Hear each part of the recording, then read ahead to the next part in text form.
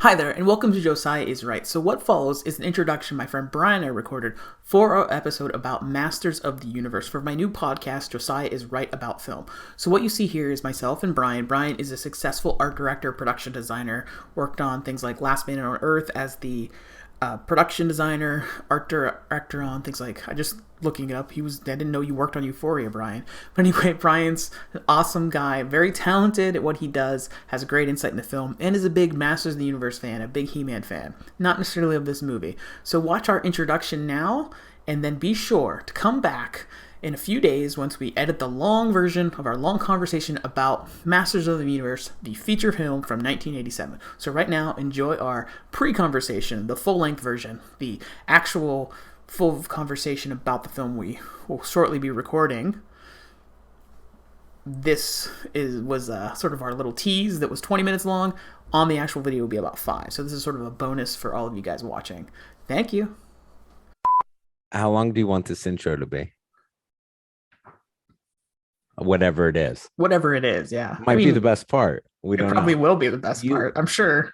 Do you cut these things if you're like mid-sentence and all of a sudden you're like humana. Who's our audience? My mom. That's not even a joke. It's like true. Okay, so I have I guess you start, right? Well, this is just like a conversation between us. So this is as if we're just capturing us in a moment in our lives. So you'd say we've actually begun then? Oh yeah, this is for real. This is happening.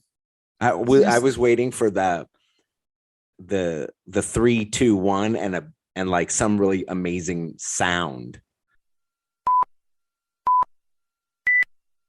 Well, that'll come after the introduction.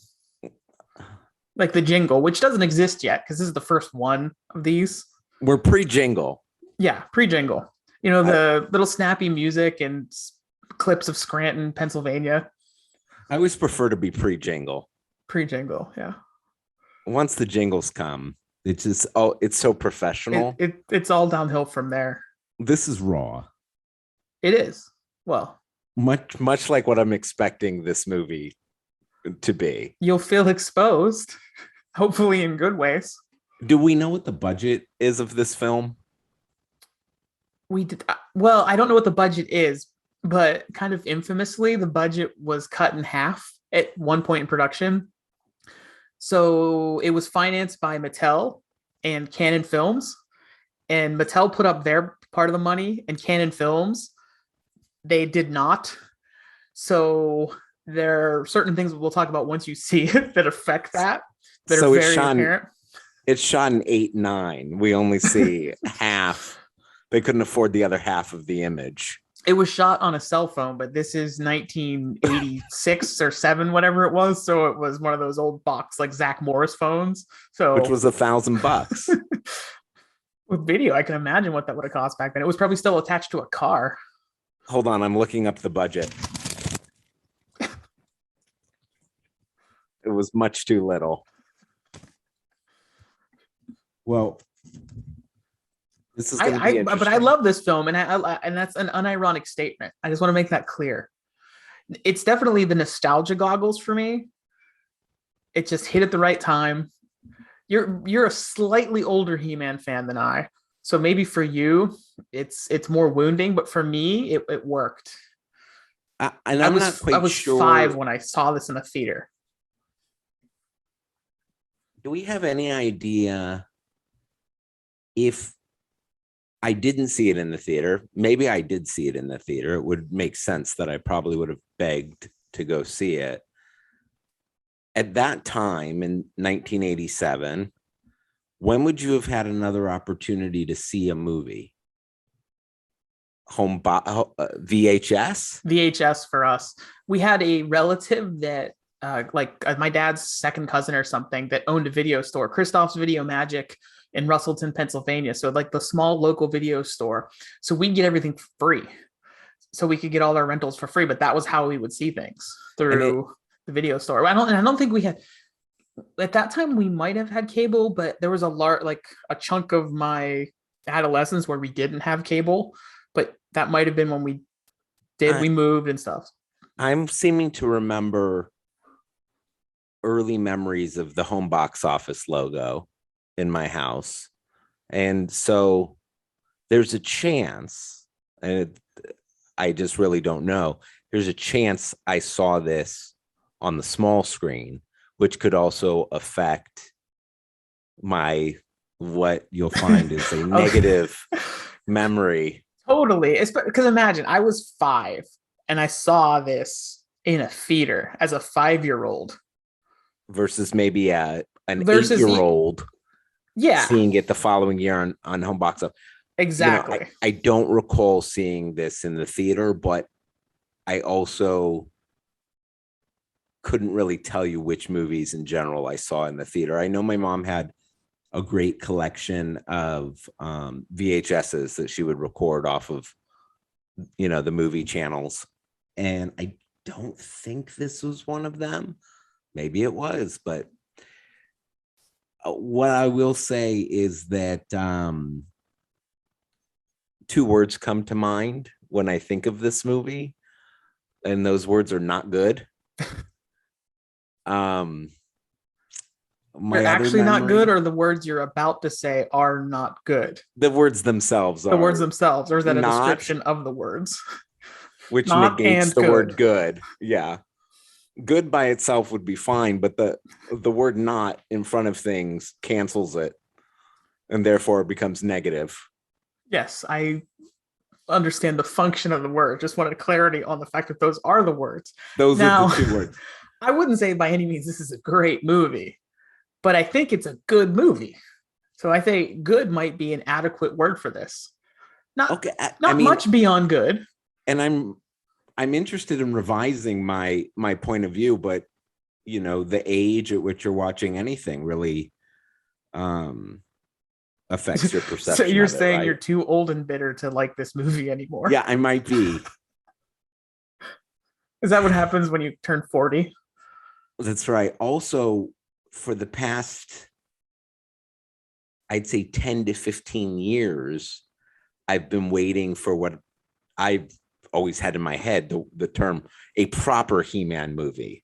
Yes, and they've been trying to make it for as long as that. And It was in the trades in like 2006. I remember. Oh, this yeah, is yeah. happening. We're looking for, we're Josh going to knew do this. We need our, a our crew. close buddy Josh. He knew someone who was writing one of the screenplays forever ago, like around that time, like that long ago. Well, so that brings me to some of the points that are going to come up. But what I want to also say, my other memory, and I don't have a lot of memories of this thing, is This thing. them feeling the need to introduce some like what I would call maybe like a fuzzy brown dust bunny character that wasn't in the animated show. That's perhaps completely out of left field and unnecessary. And I'm gonna find out. It's a movie made by a toy company, though. Sure, they want to make new toys too. Well, it's true. I mean, It's a double-edged sword on that one. When one of the guys had lots of swords, but I think he was really cool. As a kid, he was like my favorite, one of the bad guys, Blade. But please tell me I'm going I'm to see being like some I'm over here like characters. justifying things through the eyes of a toy company right now. Like, oh, it's okay because they needed to sell me toys. For me, it worked. Actually, I don't even know if I had a lot of the movie toys, to be honest. I And I remember think my cousins had them because they were at my grandma's house. the character has like a horrific nose of some. Am I thinking A of the right horrific thing? nose? I'm not sure. I I mean, might be there's merging this character like with some other fantasy Steve character. that Steve Martin in that 90s like version of Ciro the Bergerac, whatever it is, Uh, the Rox, Roxanne. Yeah. yeah, yeah, that's what I'm picturing. It's that that is part of the He-Man movie. But merged with critters. That's what I'm picturing, but brown. A little bit. Yeah. So that those are my memories. And so earlier my wife said, how long is this movie? And so I went on IMDb and I looked, and it looks like it's about an hour and 3/4. And I saw the poster, and the the poster brought up all kinds of interesting questions for me. I didn't recall, I see He-Man standing above a city skyline, and that brings about some trepidation because I am firmly against dinosaurs coming to a city, Smurfs coming to a city, pretty much any storyline where they feel like they need to have the characters come to New York. I'm pretty much against. Well, they definitely don't go to New York. Okay, so They go to that's like Rancho Cucamonga or some random, Southern California city. but the So, poster maker didn't get that note. you know who the poster maker was? Who? Drew Struzan. Really? Yes. It's not very Struzan-y. Unless it's like a photographic one that is on IMDb. This is a photographic one Okay, I'm look at the looking real at. one though. It's beautiful art, as Is there always. oh, okay. I see a painting. Yes, that one excites me a lot more, and it's not surprising. And it's not as reflective of the movie. The other one's Right. probably Which, way more accurate.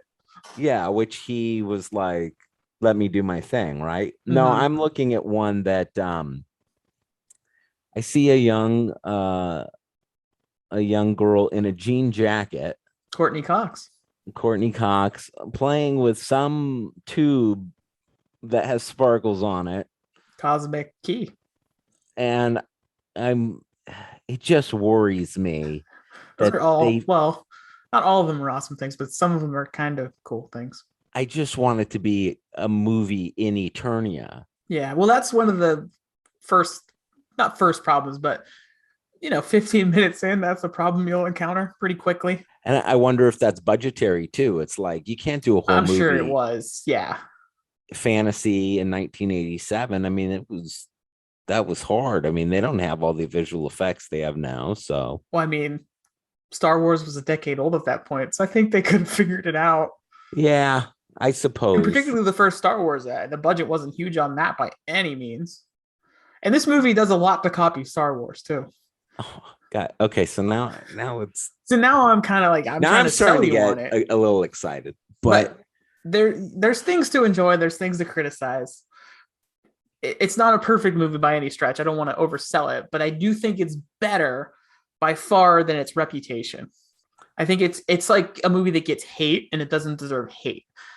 Because you understand the filmmaking process and all those things, so you understand those restrictions, and you kind of have to like think within those restrictions what they're able to achieve, and I think they do pretty good. And then knowing what I said about like the beginning with losing half of your fund, I don't know if it was half, but losing a huge chunk of your funding when the actual people making the film don't fund their part of the film, that could be limiting. yeah, it could have been, should have been maybe way more disastrous than it is. So therefore it's good. But I'm not judging it on those standards. I'm saying those are the standards I hope you judge it on. I'm judging it on a 5-year-old who just loved this movie in the theater when I saw it with my brothers and my nanny. I remember I posted on Facebook a while ago how I thought I saw it with my mom, and my oldest brother corrected me that it was with our grandma who we called Nanny. So just props to him for setting me straight. I'm probably going to judge it on my ability to stay awake. Is likely. So as I was going through this poster, so I initially I saw the city skyline, and I was like, oh, maybe I'm misinterpreting this. And then my eyes went up to the log line. A battle fought in the stars now comes to Earth, and I was like, oh boy, they're doing exactly what I was fearing. And then my eyes went down lower to the Masters of the Universe typography, which is actually really nice, and is a nice homage to the way it should be written from the animation. Because as a fan of the animated series, and more so, even it's not like I sit and rewatch that a ton. I love the toys. I love the character. I love the whole mystique of it. Hmm. But the more faithful things are going to be to that perfect, image of this franchise, the more I'm going to like it. So, but I think that will be the next movie. Um, The I'm a one little that'll get worried, made in like 2057. and then I won't remember any of it. Um, Your grandkids will love it though. they'll go, "This is dumb." Um, I I'm also, looking at this poster, and he's got a gun. He-Man's got a gun. I don't know why He-Man needs a gun. Um, sword would be good and enough. He has a sword too. Yeah, and they felt the need to change all the costumes, and Skeletor looks like an old bag of potato chips. I'm just Best thing in I'm the movie, Skeletor. Like I'm seriously. I'm a little worried. I do I do think that the thing that I'm excited about, which I would have never been excited about as a child, is the cast. And that's because of who Frank Langella, the roles he's been in since, and how amazing of an actor is, and all the other things I've seen. And so I'm kind of excited about that. And then, at the time, who was Courtney Cox? Nobody. She So was at that point she had done the Bruce Springsteen video for Dance with the Dark where he like pulls her up on stage and it's like yeah, this awkward like the way I would dance or like a little bit of a Lane Bennis dance, that kind of thing. That's that was her claim to fame at that point. so it's exciting to get to see these people in these roles. And then also on the poster I saw that there's somebody named Christina Pickles, and that's just a great name. So I got to look up who Christina Pickles is. I'm not sure who that one is. So But that would be on the short list of last names if I was going to change my name to have like a stage name. I'd be Brian Pickles. or Pickles Langer, I think. I like Pickles Langer. Hey, I it's think what Pickles Langer. when I was in like third grade, I think my the clown who came to my birthday party was Pickles the clown. That sounds like a Maybe, terrifying birthday party. yeah, You know the the one video where everyone around me got murdered that birthday? the That was the video one. was Yeah. destroyed. It was too scary. Um, I have one more thing for you. yes. We're recording this hopefully to get it posted in time for PowerCon, which I will be at. So hopefully this video will be up shortly before that, or if not, shortly after that. But at the last PowerCon, I got concept art from Mark Taylor, one of the creators of He-Man prints. And so I've had one for Bryan since that point. Signed to Bryan Pickles right there. Oh my This is one of the gosh. characters. This is Face Face Shifter, shifter. Wow. And who did Face Shifter become? Manny Faces. So this is an early concept of what that character became. So that's what you see here. And you can see like it was a little bit different, but kind of different heads and faces that are kind of more drastic than what you'd end up seeing in the character because you have the combination of a design plus what works as a toy. So, but I do see some of the inspiration um in the chest piece and the torso. There was a character whose head shot up, yeah, yeah, and that breastplate was used a lot for maybe like Stinkor and Stratos maybe. And yeah. then And once they use those molds for the bodies in right, particular, it was reuse, like the reuse, reuse. boots, they all shopped at the same Buster Brown shoe shop. Yeah. Which color would you like? Blue, brown, red? And the face to the left reminds me a little bit of Merman. That one.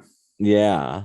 Oh, this is fantastic. So, but this is I've had since it'll be 2 years now because there was no PowerCon last year, and this coming PowerCon, uh, it was 2 years ago, pretty much now as we were recording this. This is very end of August, and this PowerCon will be September, so it's pretty much 2 years I've had this, and I've been hoping to frame it and give it to you as a gift, but we haven't seen each other in person. That just sums up how long it's been since we actually physically hung out together. Well, I actually haven't seen anybody in that long. That's true, yeah. Well, that's Except for your fantastic. kids. I'm excited for that. So there's You that. can view That's that like artwork on Josiah's Instagram, yes. and I'll share that Facebook. one now. Yeah, check out. I'll share it now as we record this, just because, and I'll share it again at the time of Click this being here. posted. So Josiah is right, the same as the YouTube channel that this is on. WRITE as in writer, not as in I am correct, because as Bryan knows, I'm rarely correct. Especially when it comes to writing letters. But I am right. Yes. Josiah is sometimes right. Very occasionally. Autocorrect is not my friend because my spelling is so off that autocorrect then sends it in some really ridiculous direction. But that's it. So I hope you enjoyed that. I'll see you at PowerCon. Bye. Thank you to Bryan. You're an awesome dude. 3, 2, 1, special noise.